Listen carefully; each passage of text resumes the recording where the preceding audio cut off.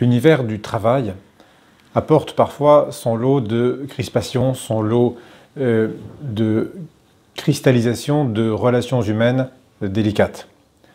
Que l'on ne supporte plus un ou une collègue, que l'on soit à l'origine d'un stress qui rejaillit sur les autres, des situations peuvent se tendre jusqu'à présenter les caractéristiques juridiques du harcèlement moral.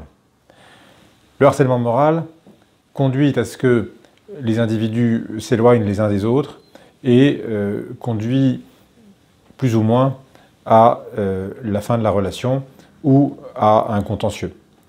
Raison pour laquelle le juge administratif, lorsqu'il est saisi d'un contentieux relatif à un harcèlement moral au sein de l'administration, pour ce qui concerne sa compétence, apprécie d'abord quels sont les éléments que le demandeur justifie pour démontrer une mise à l'écart, des procédés vexatoires, des humiliations, que sais-je encore.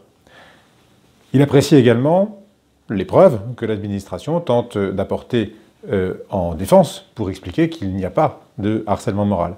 Et il doit forger ensuite son intime conviction à partir d'une appréciation indépendante et en toute sagesse, en toute connaissance de cause, à partir des éléments de la thèse et de l'antithèse.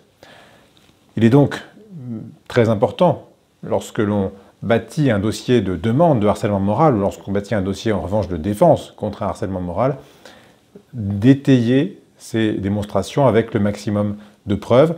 C'est sans doute le défaut de preuves ou de preuves suffisamment solides qui conduisent, dans la grande majorité des cas, le juge administratif à écarter les demandes indemnitaires qui lui sont formées et à rejeter les requêtes qui sont présentées au motif d'un prétendu harcèlement moral.